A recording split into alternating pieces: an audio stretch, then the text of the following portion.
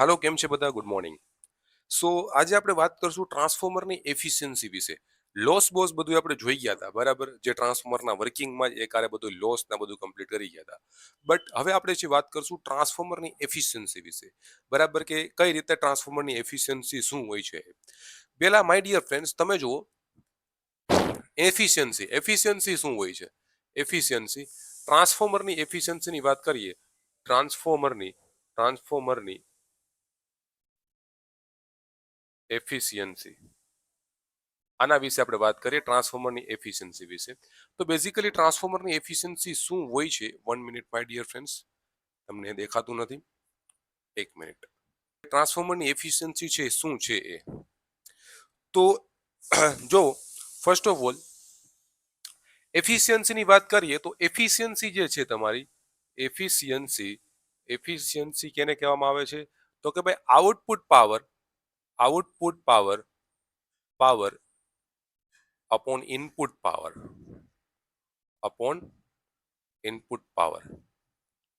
આને છે શું કહેવામાં આવે છે? ટ્રાન્સફોર્મરની એફિશિયન્સી છે કહેવામાં આવે છે. Output power upon input power. એનો મતલબ શું થયો કે ભાઈ ટ્રાન્સફોર્મર જે તમારી પાસે છે, સપોઝ છે આ ટ્રાન્સફોર્મર છે આપણી પાસે, બરાબર છે? આ ટ્રાન્સફોર્મર છે, આ પ્રાઇમરી વાઇન્ડિંગ છે હતી અહીંયા ટ્રાન્સફોર્મરમાં, હા હતી. આ તમારી સેકન્ડરી વાઇન્ડિંગ છે હતી, હા હતી, બરાબર છે. હવે પ્રાઇમરી વાઇન્ડિંગમાં તમારો જે પાવર સપોઝ છે એ P1 છે, શું છે? V1I1 into cos phi 1. આ પ્રાઇમરી વાઇન્ડિંગનો પાવર છે, બરાબર છે. પછી સેકન્ડરી વાઇન્ડિંગનો પાવર શું છે? P2 છે, બરાબર, જે છે V2I2 ઇન્ટુ cos phi 2. આ સેકન્ડરી વાઇન્ડિંગનો પાવર છે. એટલી વસ્તુ ક્લિયર થઈ ગઈ, બરાબર? ધ્યાનથી અહીંયા સાંભળજો જે વસ્તુ હું તમને કહું એ. હવે માય ડિયર ફ્રેન્ડ્સ, આ પાવર છે, બરાબર ને? આ પાવરમાં કેટલો ડિફરન્સ હોય છે? તમે કહેશો સર ટ્રાન્સફોર્મરમાં તો પાવર તો સરખો જ હોય ને. ટ્રાન્સફોર્મરમાં પ્રાઇમરીનો પાવર ને સેકન્ડરીનો પાવર તો સરખો જ હોય, બરાબર? હા, સરખો જ હોય, હું તમને એ કહું છું સરખો. બટ ટ્રાન્સફોર્મરમાં કંઈક લોસ પણ થતા હોય ને. અહીંયા ટ્રાન્સફોર્મરમાં કોપર લોસ થઈ જાય છે, ટ્રાન્સફોર્મરમાં આયર્ન લોસ થઈ જાય છે, બરાબર? એટલે શું થાય છે માય ડિયર ફ્રેન્ડ્સ? અહીંયા છે આમાં શું થાય છે? ટ્રાન્સફોર્મરમાં કોપર લોસ થઈ ગયો, કોપર લોસ Cu, બરાબર, I2R કોપર લોસ થઈ ગયો, બરાબર. આમાં છે કોર લોસ થઈ ગયો, P કોર લોસ. આ કોર લોસ થઈ ગયો, બરાબર. કોર લોસ કેવો હોય છે? મેં તમને શું કીધું? કોન્સ્ટન્ટ હોય છે. કોપર લોસ કેવો હોય છે? વેરિયેબલ હોય છે. બે લોસ થઈ ગયા. એટલે તમે P2 બરાબર તમે શું લખી શકો? P2 બરાબર હવે તમે શું લખી શકો કે ભાઈ આ બે લોસ છે, આ બે લોસ થઈ ગયા એટલે નીકળી ગયા, આમાંથી બાદ કરવા પડે. આમાંથી તમે આ બે લોસ બાદ કરી નાખો, PCU માઇનસ P કોર. આ બે લોસ બાદ કરી નાખો તો આ કેના બરાબર થઈ જાય? P2 બરાબર થઈ જાય. કેમ કે P2 છે, P2 તમને જે મળે છે આ તમે બાદ કરતા તમને મળે છે. તમે જે આ કોર આ લોસ છે બાદ કરી નાખો તો તમને કોણ મળે? P2 મળે. એટલે P2 બરાબર તમે શું લખી શકો? જો આ P2 બરાબર તમે શું લખી શકો? P2 બરાબર લખી શકો P1 minus P core minus P copper. Copper loss અને આર્યન લોસ P1 માંથી તમે બાદ કરી નાખો એટલે તમને કોણ મળી જાય? P2 મળી જાય. કોણ મળી જશે તમને? P2. સિમ્પલ છે માય ડિયર ફ્રેન્ડ્સ. અહીંયા તમે છે પાવર આપ્યું, અડધો પાવર છે P કોપરમાં વયો ગયો અને P કોરમાં વયો ગયો. અડધો પાવર મળ્યો. કેટલો પાવર તમને? અહીંયા જેટલો પાવર.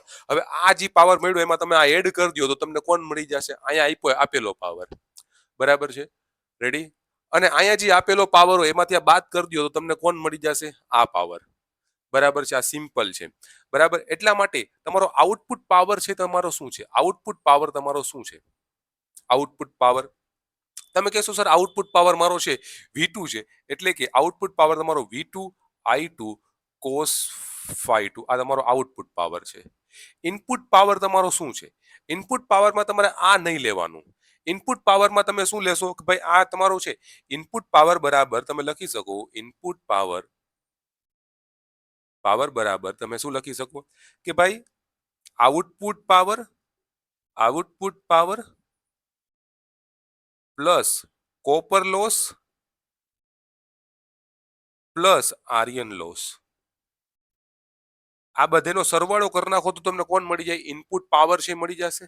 ઇનપુટ પાવર મળી ગયો, બરાબર. એટલે ઇનપુટ પાવરમાં તમે લખી શકો આઉટપુટ પાવર તમારો કયો છે? આઉટપુટ પાવર V2 જ છે. V2 એટલે તમે લખી શકો V2I2 cos phi 2 plus P copper plus P iron loss, બરાબર. આ તમારી છે એફિશિયન્સી છે થઈ ગઈ, એફિશિયન્સી છે થઈ ગઈ, બરાબર, ગુણાકારમાં 100. આ તમારી શું થઈ ગઈ? એફિશિયન્સી છે થઈ ગઈ, બરાબર છે. એફિશિયન્સીનું સૂત્ર છે એ થઈ ગયું. ક્લિયર છે બધાને? બરાબર છે, સિમ્પલ. હવે માય ડિયર ફ્રેન્ડ્સ, એવું એમસીક્યુમાં આ વસ્તુ પૂછાય છે, આઈએમપી વસ્તુ હું તમને કહી દઉં. એમસીક્યુમાં જે પૂછાય છે, ટ્રાન્સફોર્મરની એફિશિયન્સી મહત્તમ છે ક્યારે થાય છે? ટ્રાન્સફોર્મરની જે એફિશિયન્સી હોય છે એ મહત્તમ ક્યારે થાય છે? મહત્તમ એફિશિયન્સી ક્યારે થાય છે ટ્રાન્સફોર્મરની? મહત્તમ એફિશિયન્સી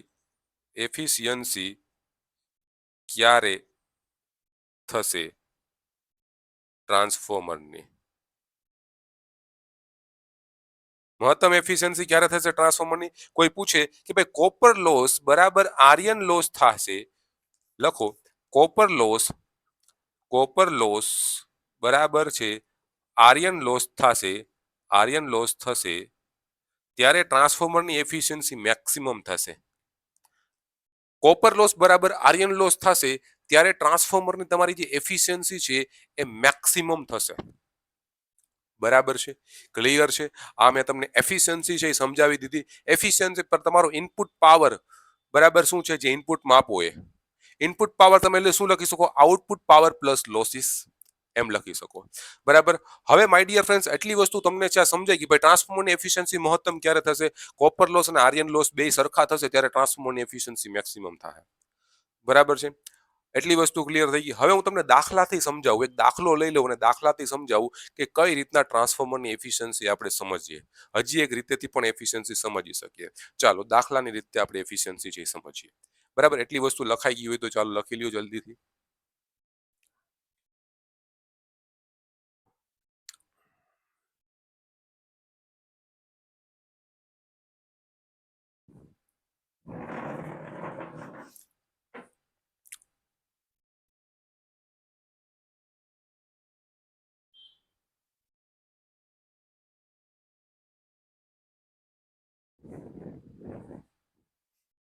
લખી લ્યો ચાલો જલ્દીથી,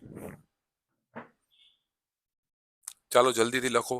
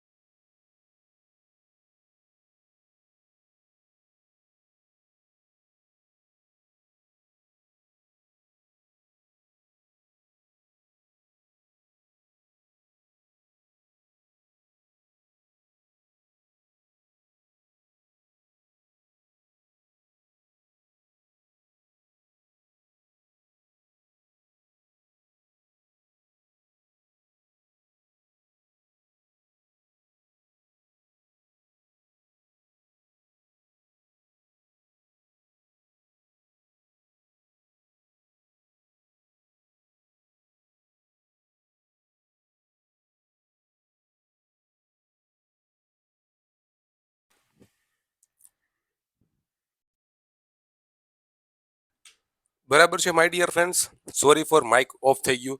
આ એક દાખલો તમને દીધો છે જેની અંદર આઉટપુટ પાવર દીધો છે 8 કિલોવોટ, એટલે કે 8000 વોટ.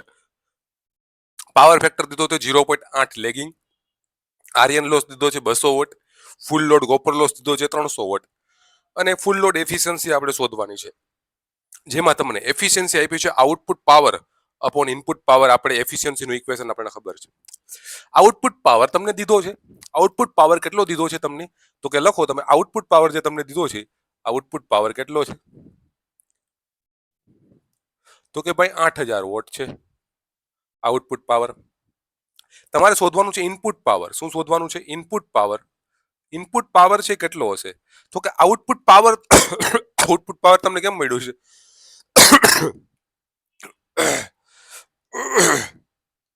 બેઝિકલી આઉટપુટ પાવર તમને કેમ મળ્યો હોય છે કે ભાઈ ઇનપુટ પાવરમાં લોસ બાદ કર્યા પછી આઉટપુટ પાવર તમને મળ્યો હોય છે ને. આ તમને આઉટપુટ પાવરમાં તમે જો આ લોસ તમે એડ કરી દો તો તમને ઇનપુટ પાવર મળી જાય કે ના પડી જાય. ઇનપુટ પાવર બરાબર output power, output power power plus losses થાય, આઉટપુટ પાવર પ્લસ લોસીસ થશે. એટલા માટે અહીંયા તમે જોવો તો આઉટપુટ પાવર તમારો 8000 વોટ છે, 8000 વોટ છે, પ્લસ તમારો ઇનપુટ જો લોસીસ છે એ 300 પ્લસ 200, લોસીસ કેટલા છે 300 પ્લસ 200, આ તમારા છે લોસીસ છે. એટલા માટે તમારો લોસ કેટલો થઈ જશે તો કે 8500 વોટ આ તમારો લોસ થઈ જાય. આ તમારો છે ઇનપુટ પાવર થઈ જશે, સોરી શું ઇનપુટ પાવર છે થઈ જશે, બરાબર. Input power 8500. હવે તમે આઉટપુટ પાવર તમને કેટલો છે, આઉટપુટ પાવર તમારો કેટલો છે 8000 ભાગ્યા તમારો ઇનપુટ પાવર કેટલો છે, ઇનપુટ પાવર 8500 ગુણાકારમાં 100. 0 તમારા કટ થઈ ગયા, 80 ભાગ્યા 85 ગુણાકારમાં 100 કરી નાખો. આ તમારો જવાબ થઈ ગયો, આ તમારો જવાબ થઈ ગયો 80 ભાગ્યા 85 ગુણાકારમાં 100. એ તમારો શું થઈ ગયો, જવાબ થઈ ગયો. બરાબર છે ડિયર ફ્રેન્ડ્સ. 80 ભાગ્યા 85 કરો જોઈએ ગુણાકારમાં 100. એફિશિયન્સી આવે છે 94.11%. તમારી કેટલી આવે છે 94.11%. આ એફિશિયન્સી તમને આવે છે. આ એક દાખલાથી મેં તમને સમજાવ્યું કે કઈ રીતના એફિશિયન્સી કામ કરતી હોય છે એ, બરાબર છે. બીજો દાખલામાં તમે છે ને બીજા દાખલામાં આ જ દાખલામાં તમે મોડિફાઈ કરી શકો છો. પહેલા તમે દાખલો લખી લ્યો પછી મોડિફાઈ હું તમને કરાવી દઉં. આ દાખલામાં મોડિફાઈ કઈ રીતના કરશો, બરાબર છે. હવે આ દાખલામાં મોડિફાઈ કઈ રીતના કરશો માય ડિયર ફ્રેન્ડ્સ, તમને છે સપોઝ છે અહીંયા ઇનપુટ પાવરને બદલે અહીંયા તમને છે આ આઉટપુટ પાવરને બદલે ઇનપુટ પાવર દઈ દીધો હોય, ઇનપુટ પાવર દઈ દીધો હોત તો આમાં મોડિફાઈ શું થશે. આ દાખલો તમે કરો, ચાલો. તમને આઉટપુટ પાવરને બદલે ઇનપુટ પાવર દીધો હોય તો કઈ રીતના દાખલો થાય, ચાલો સેમ એઝ ઇટ ઇઝ દાખલો કરો તમે.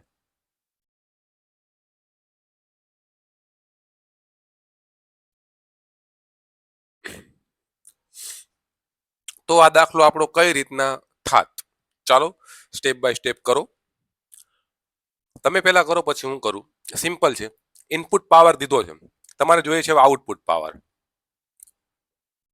સિમ્પલ છે, આઉટપુટ પાવર જોતો હોય તો ઇનપુટ પાવર માઇનસ લોસીસ કરી નાખો. તો તમારો ઇનપુટ પાવર છે 8000 છે, માઇનસ તમારો 200 પ્લસ 300 500 લોસીસ છે. તો જે આઉટપુટ પાવર જે થશે, આઉટપુટ પાવર છે એ શું થઈ જશે તમારો 7500 વોટ, બરાબર. આઉટપુટ પાવર થઈ જશે. એફિશિયન્સી બરાબર છે આઉટપુટ અપોન ઇનપુટ, આ તમારું ઇક્વેશન છે એફિશિયન્સીનું, ગુણાકારમાં 100. આઉટપુટ પાવર તમારો છે 7500 ભાંગા 7500 ભાંગા તમારો 8000, આ તમે કરી નાખો, બરાબર. એટલે તમને શું મળી જશે, આ તમારું એફિશિયન્સી મળી જશે ખાલી અહીંયા ચેન્જ કરવાથી, બરાબર છે. ઓકે, તો આમાં તમે અલગ અલગ રકમ બદલાવીને તમે છે એક્ઝામ્પલ જે કરી શકો છો. અહીંયા બધે રકમ બદલાવીને તમે આ એક્ઝામ્પલ છે પ્રેક્ટિસ છે કરી શકો છો.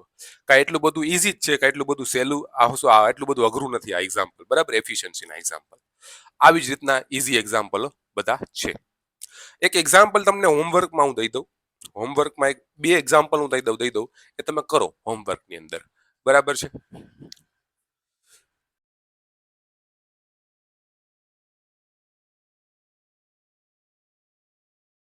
આ બે જે દાખલા છે આ બે દાખલા તમારે હોમવર્કમાં છે કરવાના છે, બરાબર. એફિશિયન્સીના દાખલા નંબર 1, દાખલા નંબર 2 પ્રેક્ટિસ કરવાની છે જે પ્રમાણે મેં હમણાં દાખલો કરાવ્યો એ પ્રમાણે, બરાબર છે. તો નોટ કરી લ્યો બધા દાખલા. ઓકે, તો આ લેક્ચર આપણે એન્ડ કરીએ છીએ, બરાબર. એફિશિયન્સી વિશે બહુ તમને સારી રીતે સમજાવ્યું, બરાબર. હવે નેક્સ્ટ લેક્ચરની અંદર આપણે જોશું ટ્રાન્સફોર્મરમાં અમુક કરવામાં આવતા ટેસ્ટ, જેમ કે open circuit test, short circuit test, આ શું કામે કરવામાં આવે છે એનો બેઝિક આપણે જોશું, બરાબર. જે આપણી એક્ઝામમાં ફાયદાકારક થાય એવું બેઝિક આપણે જોઈ લેશું, બરાબર. ટેસ્ટ વિશે, ટ્રાન્સફોર્મરમાં કરવામાં આવતા ટેસ્ટ, બરાબર છે. ઓકે, તો મળીશું આપણે આપણા નેક્સ્ટ લેક્ચરમાં. Bye bye.